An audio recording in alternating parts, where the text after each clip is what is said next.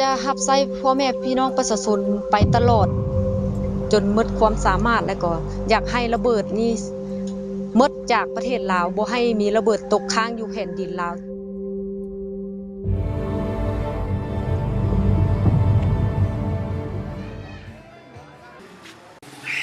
แขวงเสียงขวางเป็นแขวงหนึ่งในใจกลางภาคเหนือของลาวซึ่งเป็นเขตที่ถูกโจมตีอย่างหนักหน่วงที่สุดในระยะสงครามอินโดจีนเมื่อปี 1964 หา 1973 ถึงว่าประเทศลาวได้สถาปนาเป็นประเทศสาธารณรัฐประชาธิปไตยประชาชนลาวเกือบ 40 ปีแล้วก็ตามแต่ลูกระเบิดบ่ทันแตกจำนวนหลวงหลายยังสืบต่อทำลายและเป็นอุปสรรคในการทำมาหากินของประชาชนลาวโดยเฉพาะแม้นประชาชนชาวเสียงขวางแม้นได้รับผลกระทบหลายสมควรต่อแม่สบายดีฮ้อนนะข้าพเจ้าชื่อนางสายสมรนนทสิงห์อายุ37ปีตอนนั้นยังเป็นเด็กน้อยเนาะเคยไปลิ้นอยู่ตามคลังหรือว่าตามเดินหญ้านี่เนาะมันเห็นระเบิดตัวเองก็ย้านกลัวแล้วก็มีหมู่เพื่อนนะไปจับกับลิ้นกับระเบิดแล้วก็ถูกระเบิดครอบครัวของนางสายสมรเป็นครอบครัวหนึ่งที่ตกอยู่ในสภาพชะตากรรมอันเดียวกันภายใต้การคุกคามของระเบิดที่ตกค้างสร้างความหวาดหวั่นและมีความย้านกว่าหลายจนบ่อาจรับรู้ได้ว่าอนาคตของตนเองจะเป็นแนวใดดังไฟนี่แล้วบ่ว่ามีดอกระเบิดปืนเอาดังปากลนแบบนี้มันก็แตกขึ้น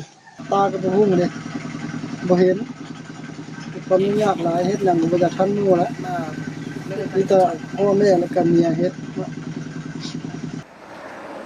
แต่ด้วยหัวใจอันเปี่ยมล้นไปด้วยความเด็ดเดี่ยวที่อยากประกอบส่วนผลงานน้อยๆของตนเองเพื่อรับใช้สังคมนางสายสมรจึงตัดสินใจเข้าเป็นพนักงานเก็บกู้ระเบิดนับแต่ปี 1995 จนฮอดปัจจุบัน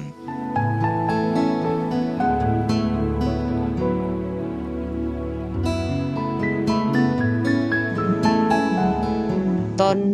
สมัยเรียนจบม .6 อันก็เพิ่นก็อยากให้ไปเรียนต่ออยู่เวียงเนาะข้าพเจ้าก็ตัดสินใจว่าอยากแก้ไขเรื่องปัญหาระเบิดถึงว่าเงินเดือนมันบ่พอกินก็ด้วยความภูมิใจภาคภูมิใจที่ได้รับใช้พ่อแม่ประชาชนเสียสละทุกสิ่งทุกอย่างแล้วก็สมัครเข้าเฮ็ดเวียกเพื่อมารับใช้พ่อแม่ประชาชนด้วยความห้าวหาญปฏิบัติหน้าที่เวียกงานนำใจเสียสละเพื่อช่วยเหลือชาวเสียงขวางไว้อย่างเด็ดเดี่ยวนั้นลาวเองได้ไปแลกเปลี่ยนบทเรียนหลายแห่งตั้งหน้าศึกษาหำเรียนอย่างตั้งใจ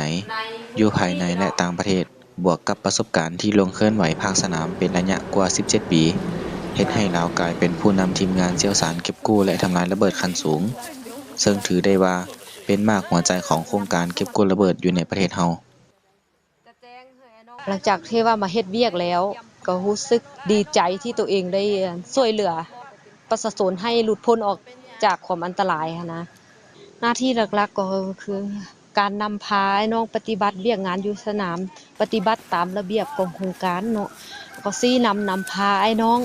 เฮ็ดเวียกอยู่ในสนามนะคะต่อไปมันเป็นแนวนี้เนาะถ้าว่าพนักงานเขากวดพบลูกระเบิดให้นะ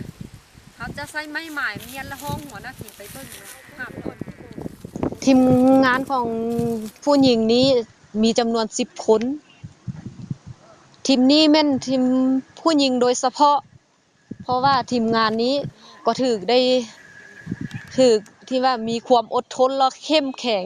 ถึงว่าจะมีลูกน้อยพวกเขาก็ตื่นดึกลูกเช้าและพวกเขาก็บ่ท้อถอยเพราะว่าต้องการอยากรับใช้พ่อแม่ประชาชนนี่เป็นจุดต้นตอเนาะอยากให้พ่อแม่ประชาชนปลอดภัยจากลูกระเบิดบ่ทันแตกมีความปลอดภัยบ่ก็ต้องบุกบืนไปสำนั้นเพราะว่าสู้โซนไปสำนั้นเนาะผู้ชายเฮ็ดหยังแม่หญิงก็เฮ็ดได้หมดบ่ให้น้อยหน้า